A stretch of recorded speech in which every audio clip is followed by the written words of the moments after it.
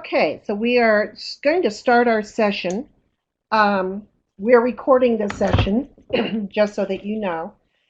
And I welcome you to AP Insight.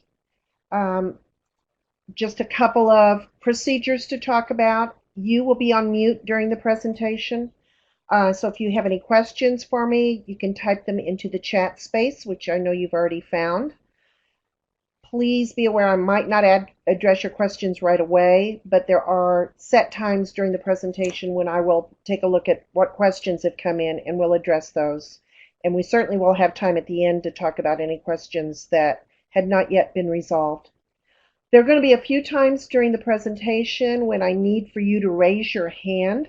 So let's check that out right now. And this will also let me know that both of you are there and with me. Up at the top, do you see the little icon with the guy raising his hand? If you will click on that drop-down menu and click on raise hand, you'll also be able to see the other options that you have there. So I've raised my hand and Andy's raised his. Haven't seen Felipe come back yet. So hopefully Felipe is with us. My guess is that he has stepped away for a minute. So I'm going to hang on just for a minute here. I've got a little bit of bookkeeping that I need to do before I start the actual talking part.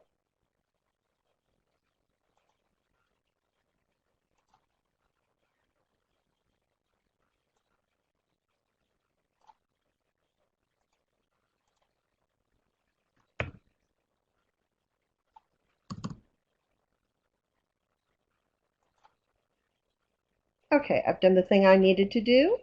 Um, Still don't see Felipe with us. I'm going to type just a quick little message into him to make sure we know that when he is here. And I see that Andy is typing something for me.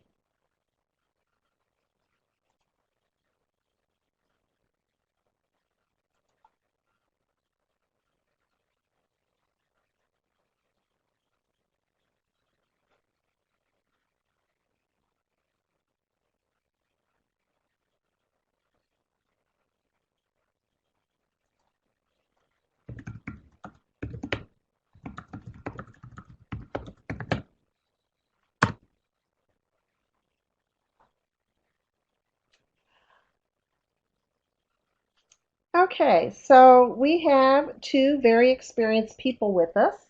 I think you're going to find that AP Insight is an excellent resource for new teachers of AP Calculus, but it's also a wonderful set of resources for those of us that have been doing it for a long time. My name is Barb Courier, and I teach, actually have taught for 31 years. This is my first year of retirement. 31 years at a Dallas independent school. I've been teaching AP Calculus since 1980, and I've been an AP College Board consultant since the early 90s. And next week I'm going to be going to the AP reading for the 21st and probably last time. And I've been very actively involved with the development of the AP Insight materials. So that's sort of my background. Um, and I don't know, are either of you currently using AP Insight in the classroom as a pilot? If you are, if you could type that in, that would be interesting to know. Okay, so let's look at our learning goals for this session. I want to highlight that AP Insight is a formative instruction and assessment system that will help teachers to focus their course strategically and anticipate and address any student misunderstandings. Um, just a quick run through of our goals today. We'll be implementing a formative instruction approach using the AP Insight resources and assessments. We're going to look at developing a plan to incorporate the building blocks and challenge areas. And we're also going to look at the ongoing support that will be available to all of the users of AP Insight. So we're going to start with talking about what is AP Insight, a lot of general information about the program.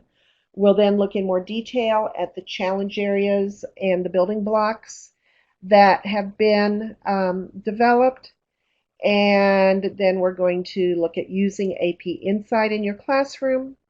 We'll talk about the strategic planning, how to actually go about embedding the challenge areas into your course, and then looking ahead to what comes next and questions and answers.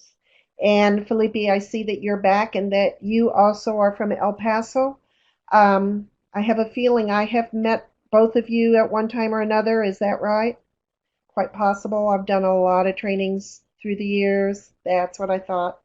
I actually thought I recognized your name, Felipe. And I'm horrible at remembering names.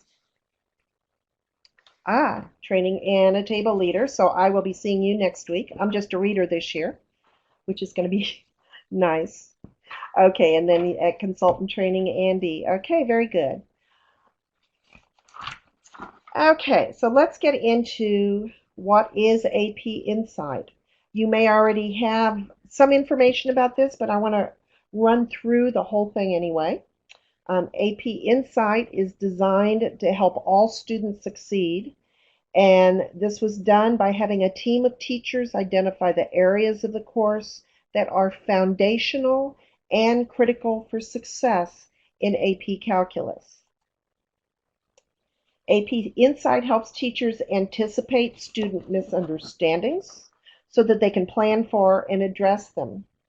A team of expert teachers identified foundational and critical areas with which students struggle that are considered necessary for course mastery, and then they built and curated all of the instructional resources, wrote and ensured that the assessments targeted the right misunderstandings, and that team also leads the support that we're providing to the teaching professionals.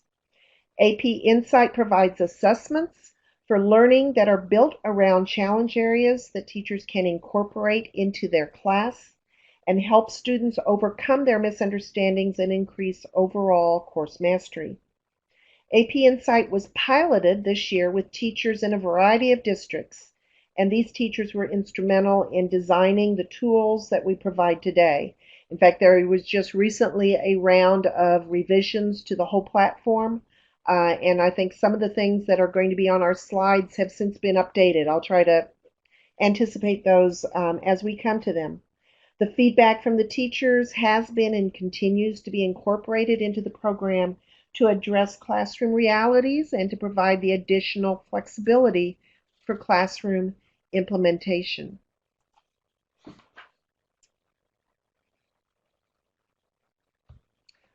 Oh, I think I need to click on something here. There we go. Talk a moment about, wait a minute, we've got somebody else that wants to enter. Okay, welcome, Mike. I'll let you enter your information of how long you've been teaching and where you teach, if you would, while I continue with the presentation. Glad you could join us, Mike. Most instructional planning begins with the final goal and passing, which is passing the AP exam in our classes, and maps backwards from there.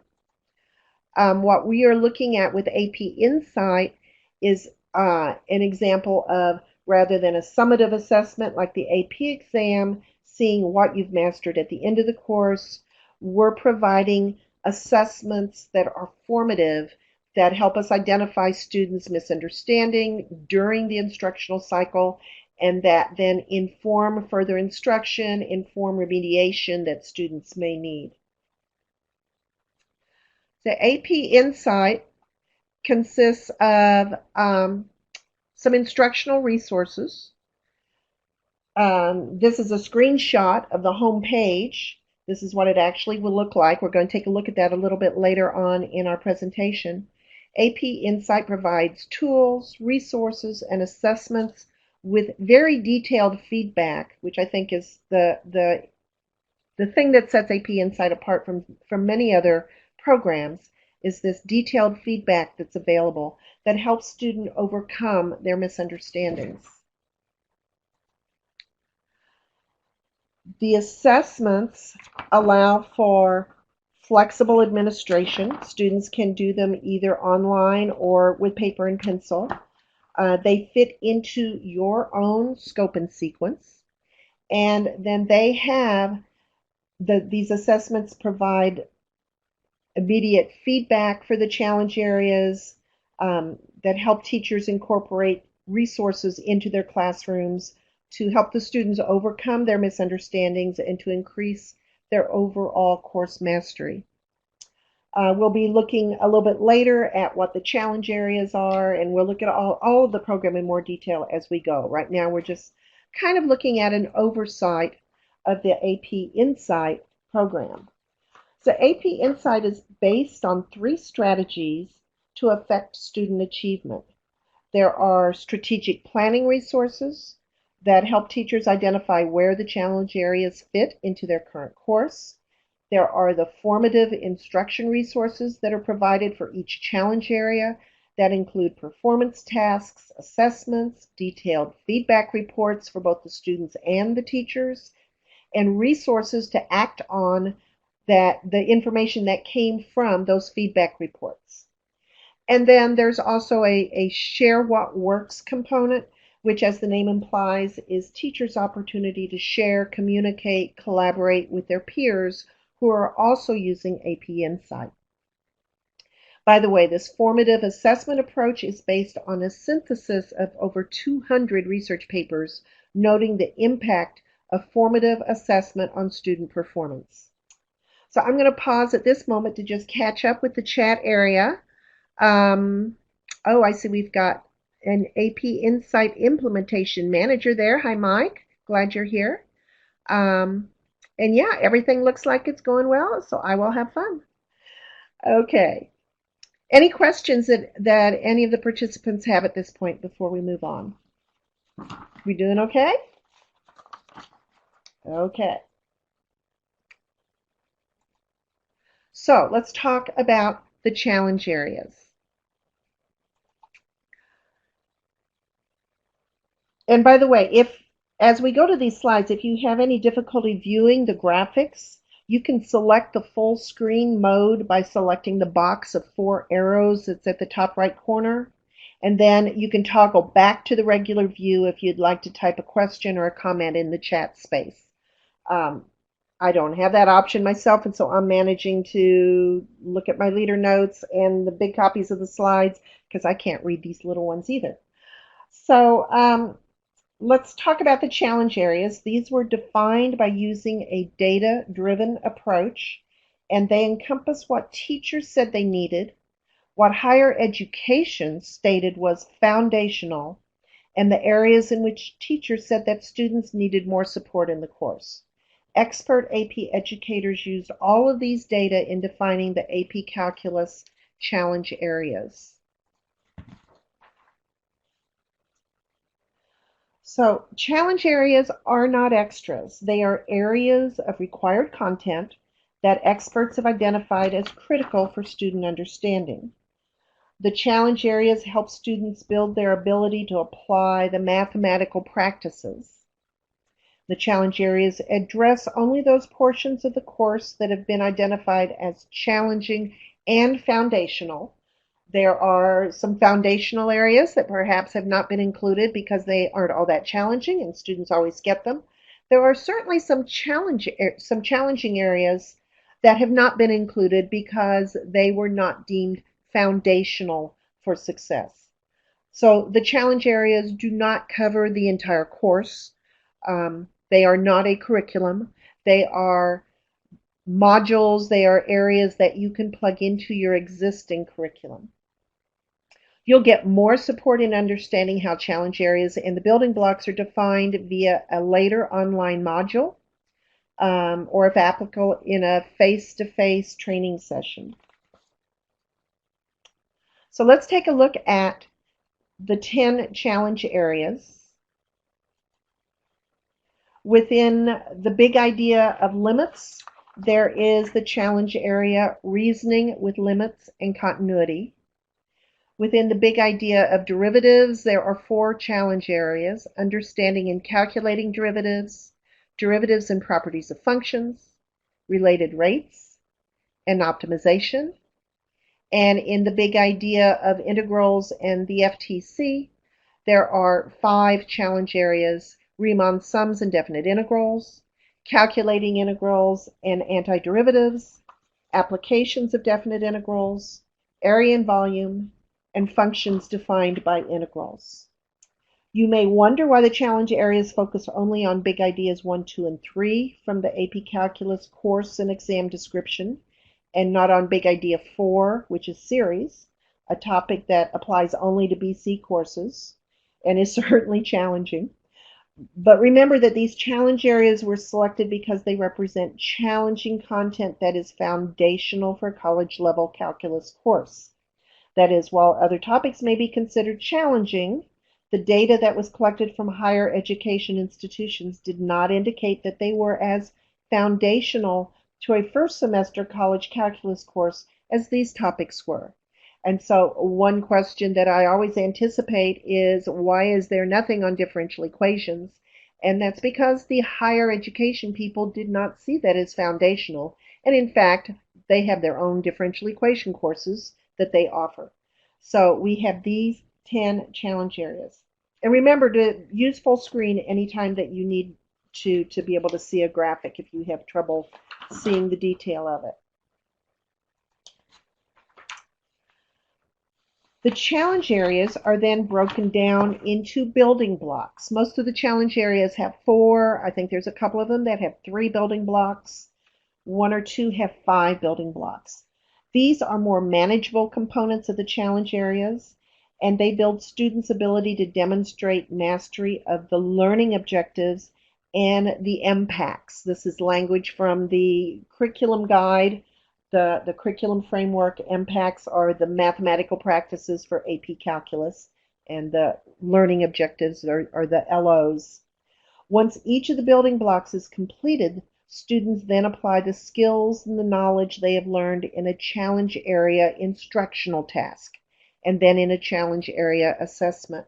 So, for example, for the big idea of limits, we see that building block A is connecting limits and graphical behavior. Building block B is on computing limits. Building block C is defining and reasoning with continuity. And then building block D is applying the existence theorems, those theorems that have continuity as one of their hypotheses. And each of the challenge areas is likewise divided into building blocks like this. This next graphic, which I'm sure even if you go big screen, you're not going to be able to read all the details of it. But this graphic shows the curriculum design. It's an excerpt from the curriculum framework and how the challenge areas fit into the course. So the challenge areas target specific learning objectives in 3 of the 4 big ideas within the AP Calculus curriculum framework. And this graphic shows how the challenge areas fit into that concept outline for the course.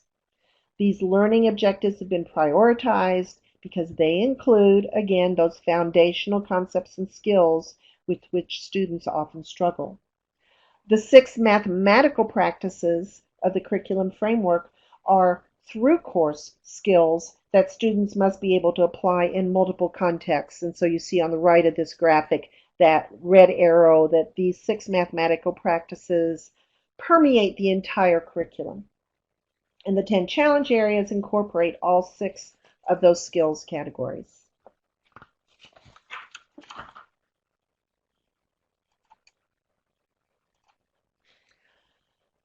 So this is the strategic approach to course mastery. Each building block within a challenge area strategically pairs the targeted learning objective with a sub-skill from one of the mathematical practices. And then students learn to apply that sub-skill within the context of the targeted learning objective. Once all of the building blocks have been gone through by the students, then the key overarching skills that were practiced in the building blocks are then revisited in the challenge area resources and assessments. As students move through the challenge areas, they practice the MPAC skills in multiple contexts while also spiraling back to skills that were learned in the context of the previous learning objectives. The challenge areas provide targeted support for key learning objectives throughout the course while scaffolding students' ability to apply the mathematical practices in various contexts, including areas of the course that are not challenge areas. And what we're seeing in this graphic is in Big Idea 1, 2, and 3, all of the enduring understandings, all of the learning objectives within yellow, those specific learning objectives that are targeted by one or more of the building blocks within the challenge areas. So this is why those challenge areas are chosen. They're foundational to the course success and beyond. Certainly there's other challenging content, but these are the ones that have been identified as foundational because they interconnect to other areas and give students the foundational skills that they will need to be successful in those other areas that aren't covered by the challenge areas that have been developed in AP Insight. So success in these challenge areas will equip students to success in other areas of the course. So let me pause for a moment at this point and see if there are any questions or comments that I need to address before we move on.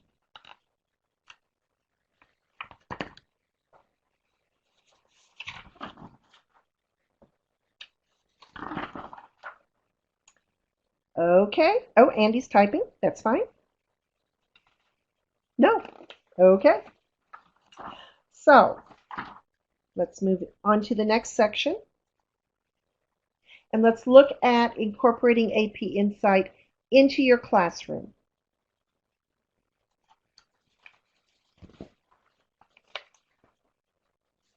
I skipped a page in my notes, sorry. Okay, the instructional and assessment resources in AP Insight are organized by challenge area. So a little bit later on when we go into AP Insight to start browsing around, the first thing you're going to do is select a challenge area, and then you'll get to all of the various resources within the challenge area.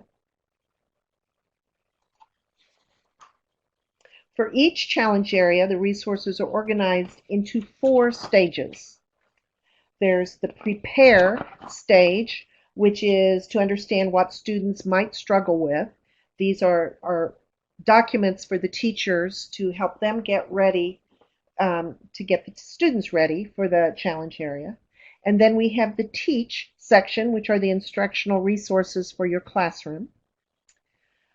And then following that, we have the assess resources. These are multiple choice quizzes for the building blocks and free response questions for the challenge area formative assessment at the end of the challenge area. And then there are the ACT resources, which are the means by which feedback is provided to both the students and the teacher, and also includes the remediation that is built into those feedback reports to help target the misunderstandings that students have. I'll be going into more detail on each of these sections. In the Prepare tab, you can find information about the content and skills in each challenge area.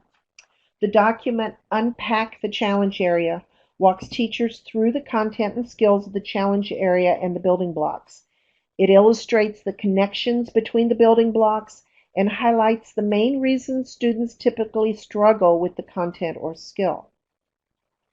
The guide to the challenge area provides detailed information about how the building blocks and challenge areas relate to the learning objectives and the key concepts in the curriculum framework, as well as the student struggles in these areas.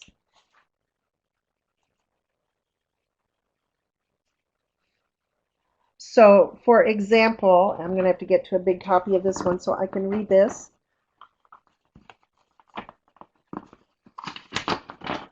Under the Prepare tab, this is part of the guide to the challenge area, and this is from challenge area on limits. And building block C was on defining and reasoning with continuity.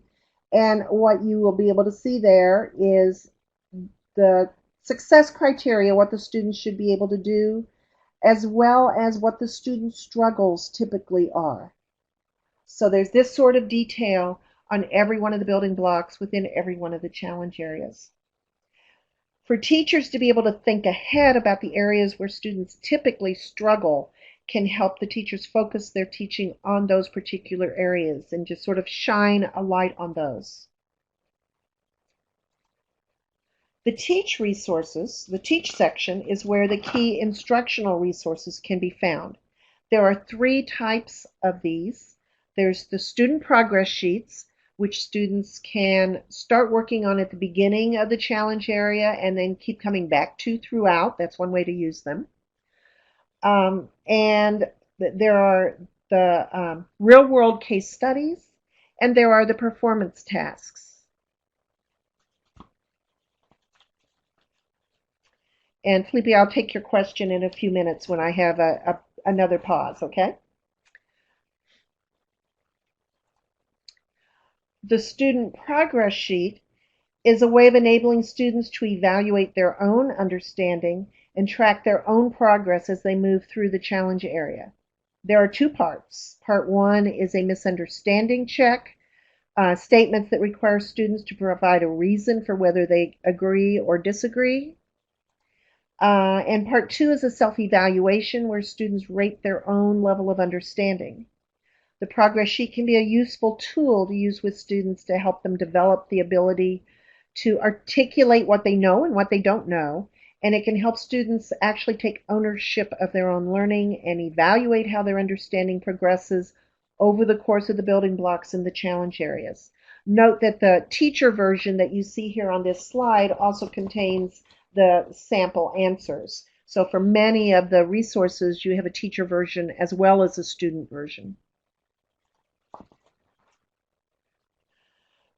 For each challenge area, there's a resource that provides a link to a real-world application or context.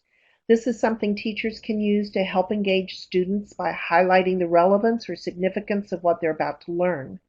One way to use this resource could be to use guided questions to help students to connect the resource to the content of the challenge area, for example. The performance tasks, I think, are sort of the meat of the Teach resources. These are class activities that are designed to give students an opportunity to practice the learning objective and build their ability to apply the targeted MPACS, mathematical practices.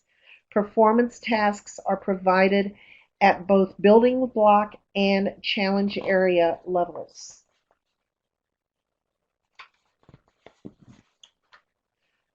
Performance tasks are student activities designed for a 45-minute class period to help elicit whether students have developed the knowledge and skills relevant to the building block or challenge area. Built into that statement is the fact that these are not really designed to be the way you teach the material. You still are teaching the material, but these are resources that students can use to gauge their level of understanding and then to fill in gaps in their understanding. Each performance task, at least the teacher version of each performance task, has an explanation of the background, the rationale for the design of the task, how the activities align with the learning objectives, and then there are checks for understanding, an evaluative rubric, and suggestions that can help students close the gaps if they need more help. These are carefully crafted activities that they can use to help students develop and apply the skills of the building blocks in the challenge area prior to taking the quizzes or the assessments.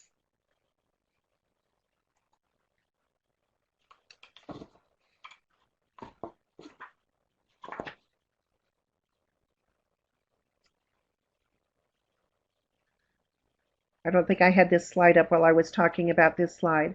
What you see here in this slide is a sample of a performance task. Again, it's a teacher's edition because you can see that the answers are there. There was a strong attempt through the development of all of these performance tasks to make them student-friendly in student language in small bites so that students could get the level of support that they need.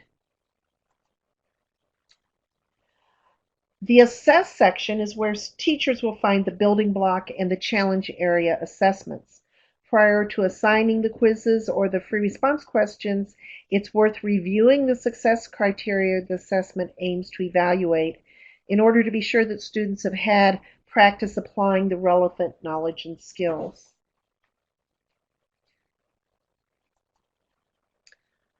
The quizzes provide formative feedback to help students identify their possible misunderstandings.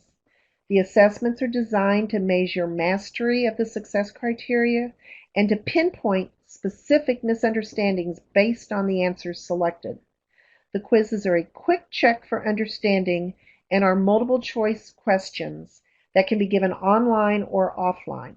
The offline quizzes can be scanned in, or teachers can enter in the responses.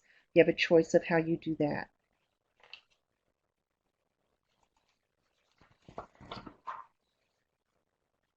The challenge area assessments are composed of usually 2 free response questions that measure how well students are able to then make the connections across the building blocks within the challenge area. Rubrics that mirror the exam rubrics are provided to score the responses.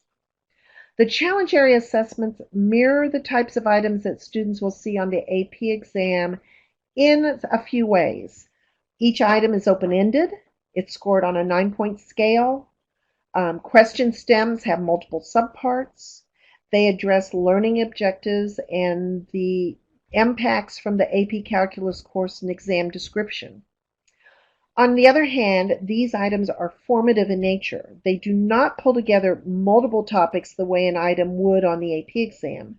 These assessments are designed to elicit specific misunderstandings that a student may have at that specific point in the course. So in that respect, they're not exactly like the free response questions on the AP exam.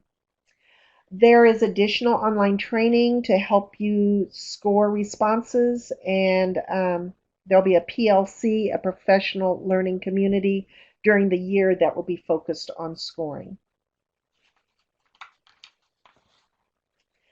The ACT section is where you can view quiz and assessment results, as well as determine next steps based on assessment feedback. And this takes several forms. Each student is provided with an individual report that explains what misunderstandings they may have based on their responses. For each identified potential misunderstanding, there is a recommended next step or resources students can use independently to help them address that misunderstanding. The class report provides a summary of students' performance in terms of mastery of the skills and content in the building block or challenge area. This report shows the percentage of students that got questions wrong and allows teachers to see the questions that caused the most problems for their class. The teacher also gets the student results, which provides a further breakdown, not only showing which students got which questions wrong, but also the incorrect answer they selected. This is a quick way to see if students in the class seem to share a particular misunderstanding that the teacher then needs to address with the class as a whole. So for example, if you look at this matrix, the second column in blue is entitled, it's a question about verifying continuity of a piecewise function. If you look at the details of that, you might see that there were several of the students who didn't answer correctly that all chose the same wrong answer, D. So if this was your class, you would probably want to review that misunderstanding and use the recommended resource to help address that particular misunderstanding.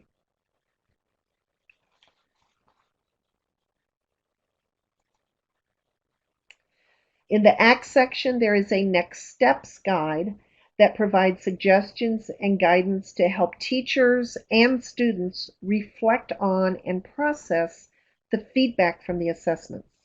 There are recommended next steps resources associated with each misunderstanding, and teachers can decide for themselves in their own class on an ongoing basis, don't always have to do it the same way, whether these are resources that students use individually, in small groups where students may have shared a misunderstanding, or use it as a whole class.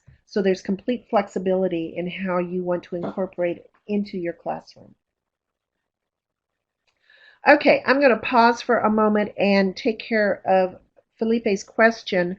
AP Insight is not designed for BC. It's again targeting those foundational topics that would be covered in a first college calculus course.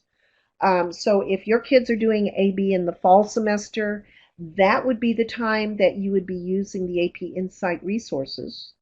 But of course, you would be building habits of mind and ways for students to reflect on what they understand and what they don't understand. All of those sorts of habits of mind would certainly carry forward into your BC class in the spring semester. Does that make sense? Any other questions at this point that I can take while I am paused before we go into our next mode?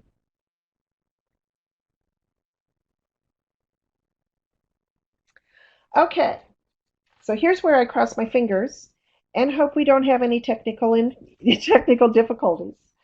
What I need for you to do is, now that we've been through the main steps of this formative assessment process, the prepare, teach, assess, and act, I'm going to give you an opportunity to log in and familiarize yourselves with the resources that I've talked about so far.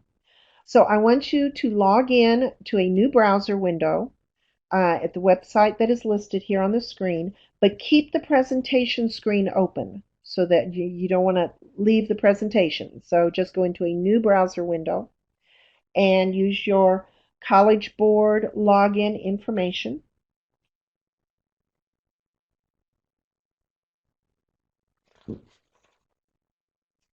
And then it would be helpful me if you would raise your hand when you are in so that I know that we were successful.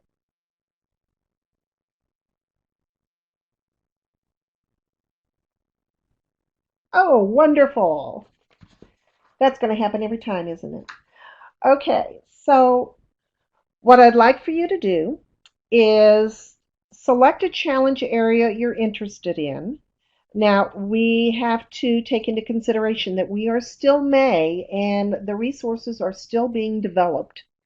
I am pretty certain that everything is live for the challenge area on limits and the one on calculating derivatives. Um, After that, it may get a little bit dicey. I know I was in looking yesterday, and the performance tasks for optimization and related rates were not yet loaded up. I was sort of spot checking some of the later challenge areas, and sometimes resources were there, and sometimes they weren't. So if you want to be able to see everything, you might want to open the Reasoning with Limits challenge area, and that's the launch point of the course anyway.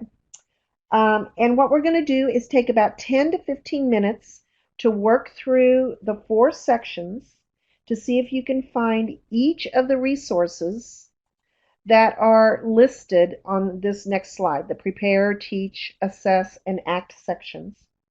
And as you're looking at things, if you have questions, pop those into the chat area, or if you can't find something or can't recall what it's for, let me know. And it's about 2:10 now. I'm going to um, let you guys just explore until about 2:20, 2:25.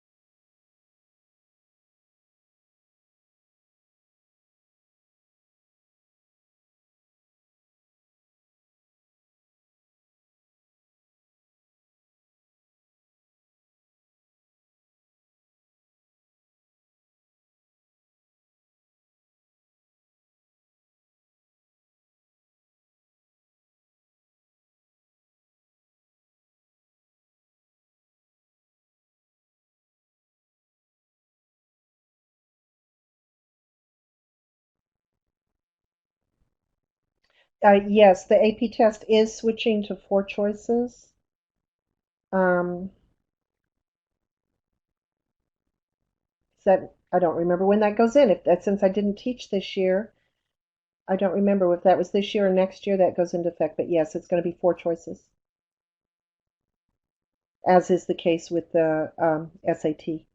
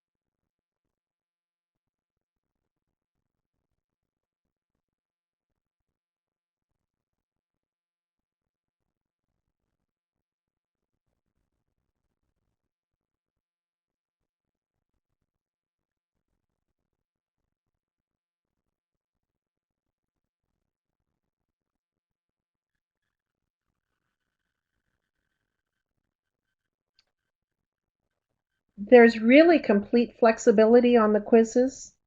Students can do them online or paper and pencil. You can assign them to be done at home, or you can have them do it in class. It's really up to the individual teacher how you want to incorporate them.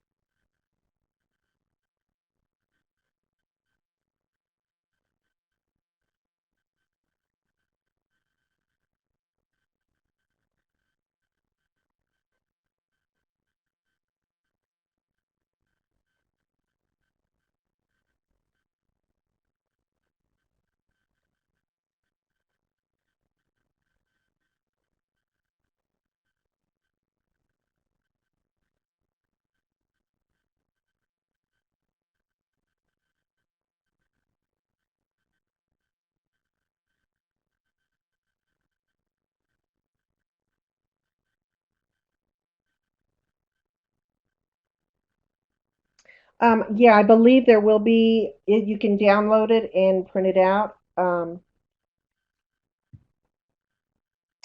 Well, I know that's the case because then one of the options for the grading is to scan them back in. So you would have had to have printed them out in order to have something to scan in. Um, so yes, that will be an option.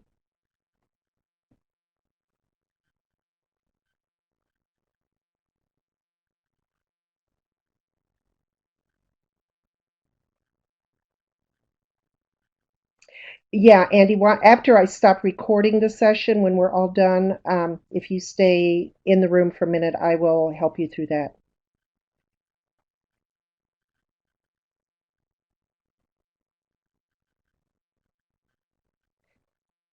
Yeah, I can't tell you guys how excited I was the first time I started exploring the site.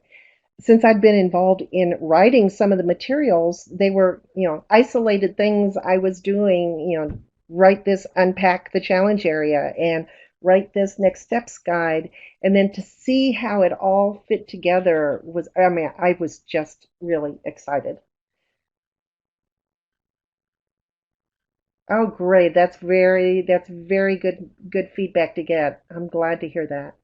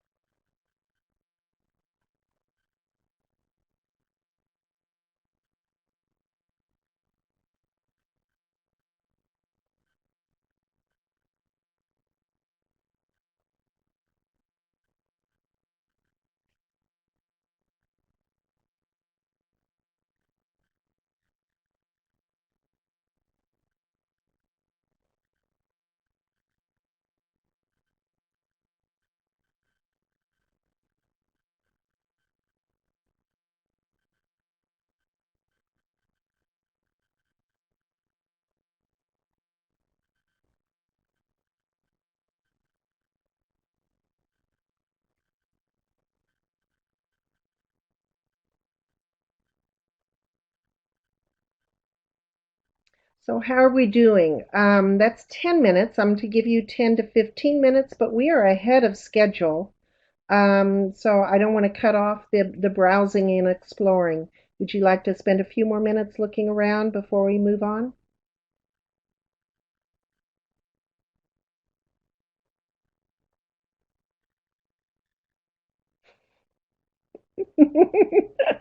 I assume that's what you meant. Okay, so let's move on to the next section then. So let's talk about strategic planning and embedding this into your class. It's important to plan when you will incorporate the AP Insight materials into your course. Creating a plan will help you think through the time that's needed to fully utilize the lessons, the assessments, and the feedbacks.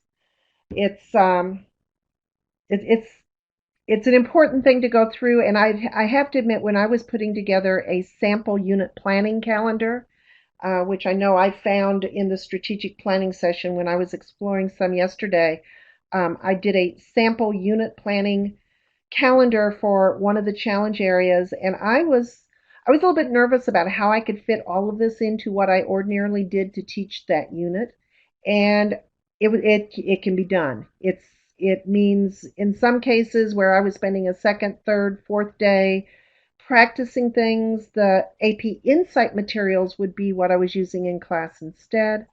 But it's also important to make sure you plan all of the components of the program into your course. In particular, the time for the feedback and the reflection as a whole class and for individual students. So if you've not already done so, make sure you've downloaded the sample topic translation by units document.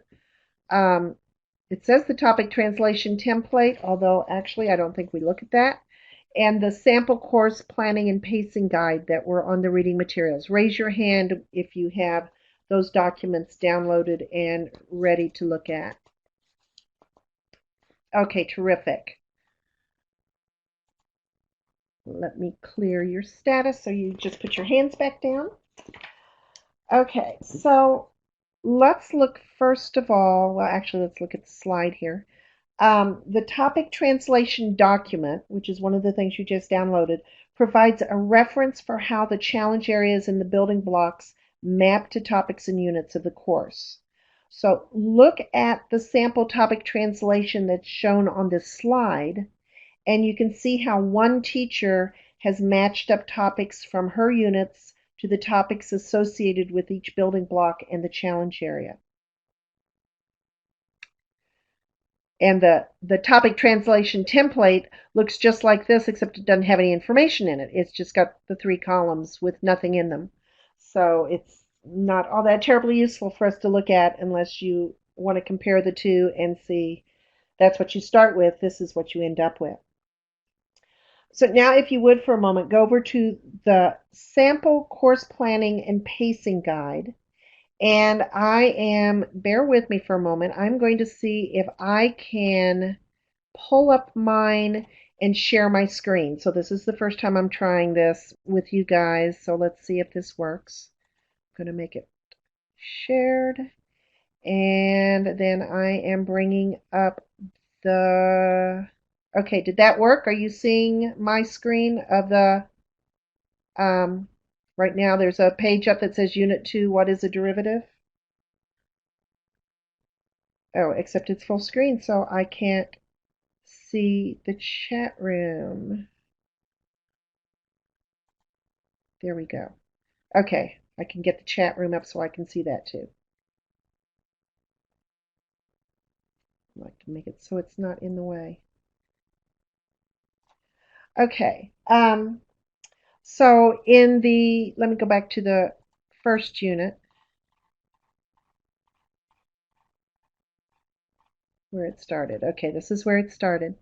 So this is organized. This is actually from the one of the course planning and pacing guides that's available on AP Central. This is the one by Biebler. And so these are her units. So there are the learning objectives and the materials that she uses and the instructional activities and assessments that she uses. So what I have done is taken her course planning and pacing guide, and in green I've put in the challenge area and building blocks where those learning objectives fall. So we see that that first batch of learning objectives is in reasoning with limits building block A, as is the next several. And then when we get on to this next page, we see reasoning with limits building block B, and so on. Um, so this is her entire course. There's a sample here of mapping out where the different building blocks would fall. Um, and there you'll find some places where there are multiple building blocks from different challenge areas within a single unit. And then you'll also see the reverse situation. In fact, this first challenge area of limits and continuity is one where it doesn't actually culminate until Unit 4. If you can remember back to the building blocks that I showed you for this challenge area on reasoning with limits and continuity, the first building block was on making graphical connections with limit statements. That comes very early in the course. The next one was on calculating limits. That comes early in the course, except that building block also includes L'Hopital's rule, which can't come until later in the course after you've talked about derivatives. Building block C is about continuity, the definition of continuity and verifying continuity. That comes fairly early in the course. I believe that's in this unit 1. Yes, right here is something with reasoning with limits, building block C. But building block D includes all of the existence theorems that involve continuity. The intermediate value theorem, which shows up in this unit, but also the extreme value theorem and the mean value theorem, which in fact don't show up until Unit 4. So the important thing to understand there is you've got these building block resources and building block quizzes that you go through that you have to finish before you do the challenge area resources and challenge area quiz, which is the free response questions. You can't do that part of it, that challenge area part, until you have finished all of the building block things for that particular challenge area. So some of the challenge areas are very self-contained. Area and volume was very self-contained. But some of the others spread out throughout the course. So that's why it's important to do the the the planning and the mapping out where things fall.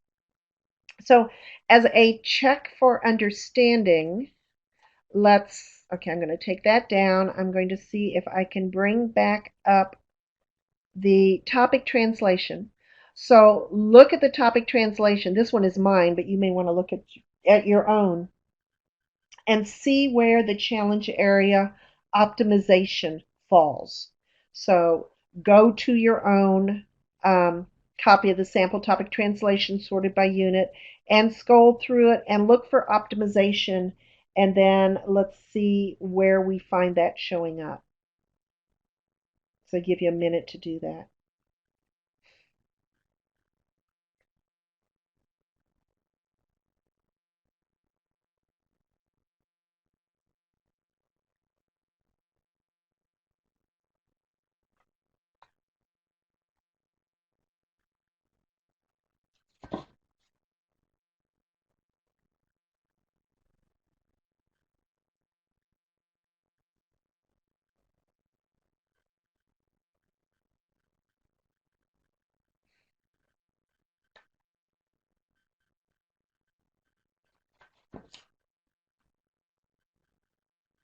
So if you've found where the various building blocks of optimization fall in that topic translation, just type in the chat area, one or both of you, where you found them.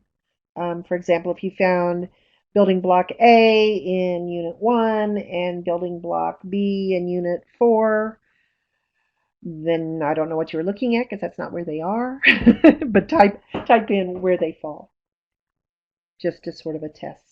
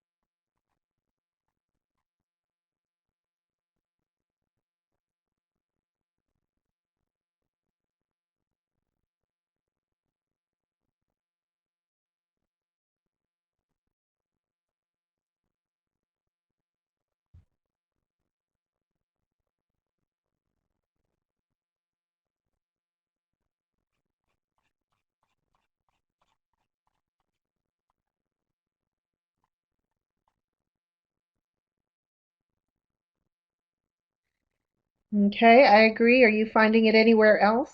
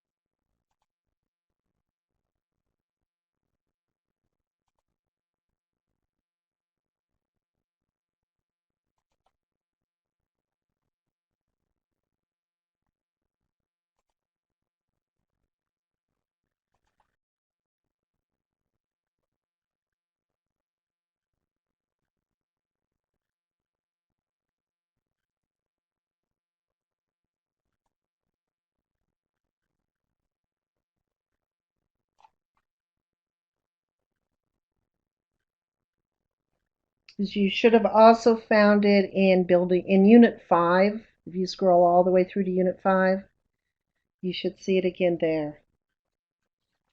So what that means is you wouldn't be able to do the challenge area resources until after you had gotten to the end of Unit 5. Okay, I think we are back to where we're in the presentation, I hope. So here's sort of a summary of the process for using the topic translation to develop a plan. And you use your syllabus, your own syllabus, to identify the topics or units to focus on. Use the topic translation template to find the related challenge areas and building blocks. And then identify where that last building block of the challenge area is addressed in your curriculum so that you know the point at which that whole challenge area is done and you can use the whole challenge area resources. And then repeat this process for every one of the topics. And then you can now order this by unit number to have this in sequential order. And also note that you can use the sample as a starting point if you want. Although you are both very serious, both very experienced teachers, you've got your own curriculum.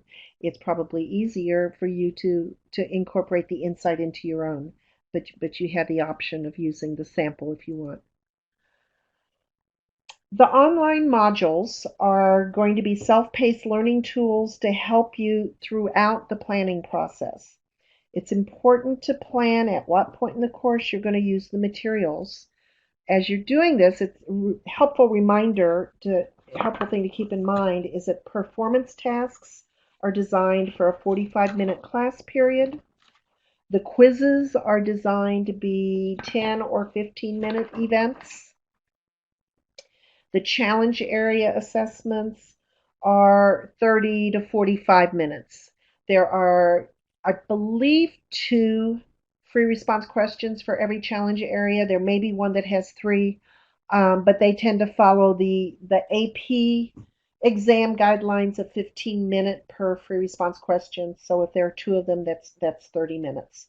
That's how that works. And as I mentioned a few minutes ago, it's also important to allow time for processing the feedback, taking action to close the gaps in understanding. This is all crucial to improving the student's understanding. And there's an online module to help you develop your own plan further that you can do later. And you'll have the opportunity to locate these various resources in a few minutes. Okay, so let me pause again to see if we've got any questions that have cropped up.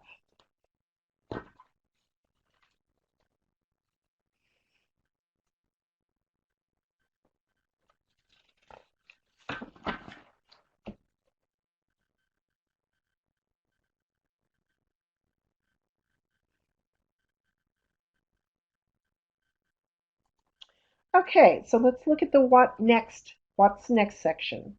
We're getting close to the end of our presentation time. The strategic planning section provides several forms of help and further training.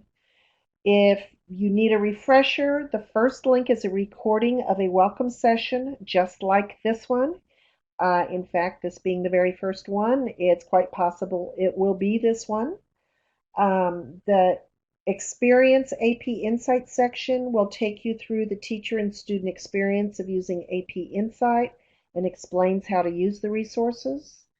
The Explore AP Insight sections will help you with using the features of the site, for example, how to assign assessments for your students.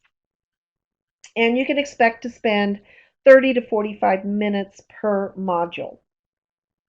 At the end of them, you need to fill out a survey for each module that you complete so that you can get your CEU credit and also for attendance purposes. Also, the professional learning section will have PLCs or professional learning communities that are live webinar sessions held throughout the year. These tend to be 1 to 1.5 hour live online sessions on various topics that support your current instruction. Some past PLC topics in other subject areas that have already gone live for AP Insight have included using AP Insight in your classroom, developing lessons using AP Insight, scoring constructed responses, and strategies for providing actionable feedback to students. Remember to check your email and the home page throughout the school year for invitations to those PLC sessions so that you know when they are coming up. The Share What Works section has a discussion group, and in fact, this is one of the things that has recently been updated. At the AP Insight website, up at the top, where you can navigate between the different sections, I believe the Share What Works now just says discussions, because that's where the discussion group is. So it has a discussion group where you can get ideas and share experiences with other AP Insight teachers. The discussion boards have an AP Insight teacher as the moderator who can help answer the questions. Note that this forum is different from the AP Calculus online teacher community in that the Share What Works discussion group is a community of only AP Insight Calculus teachers, enabling them to share and learn from one another's experiences using the materials. So why don't you take the last few minutes that we have here to post a key takeaway or a remaining question on the discussion board. I know when I looked at it yesterday, there didn't seem to be much going on it, so you guys can kind of kick it off and put something on that discussions.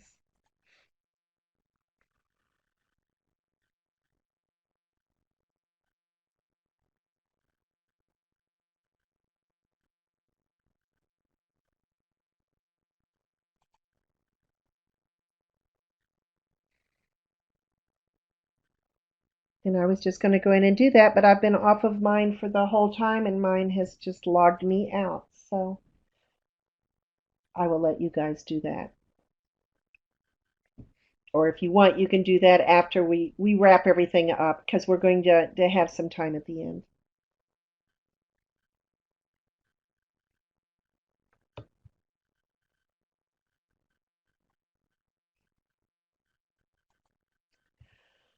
So if you have any other questions that occur to you after we end the session, or if you come at me now with a question that I don't know the answer to, which is quite possible, here is the contact information for AP Insight, apinsight at collegeboard.org. And are there any other questions that you have for me at this point? I don't see anything going on right now in the chat, except for a nope and another nope. Triple nopes? Okay. So, one last thing that I need for you to do, and that is I need for you to take the survey at this website. I'm going to type it into the chat room, and I think it goes live, and you can click on it there. This is assuming I make no typing errors as I do it.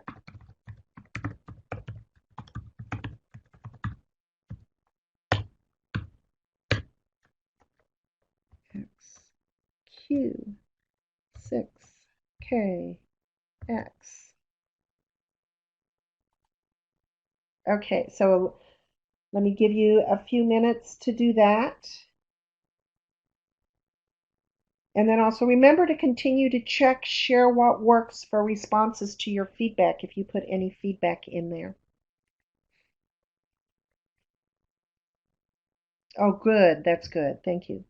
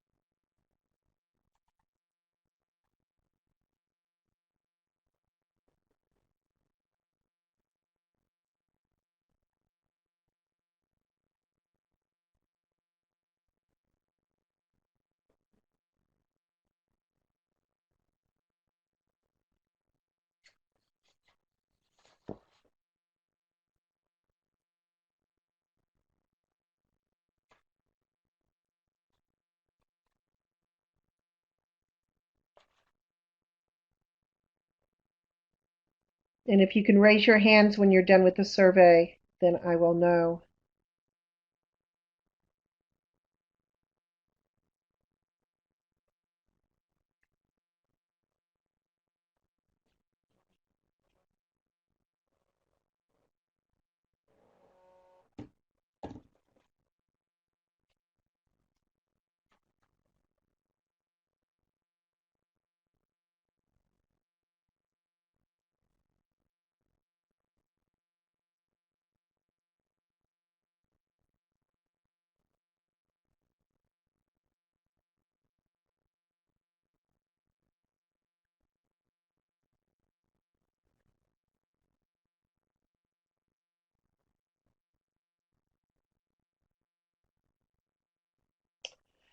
Oh dear, good question.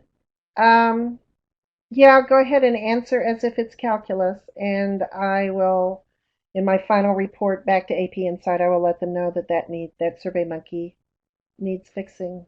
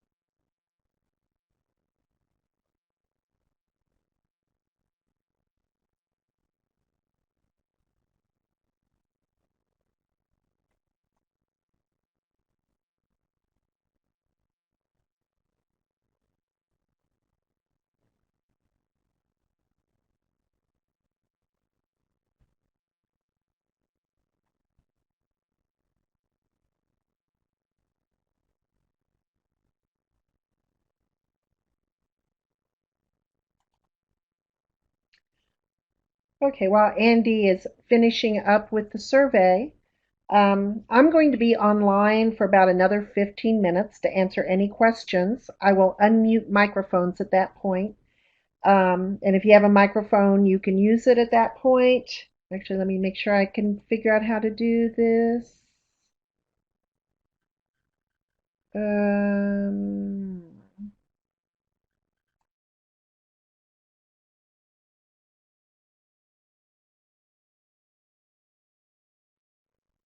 hmm. I don't think you were muted. Okay, oh, let me see, try this. Enable microphone and enable microphone. Okay, so if you have microphones, you can now talk. And if you don't have one, you can continue to use the chat box. It doesn't matter. If you don't have any questions, and then you're free to go at this point.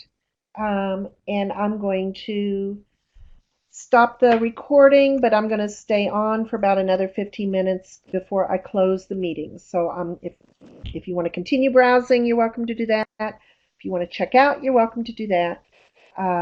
It's been a pleasure working with both of you, and I hope this was useful for you.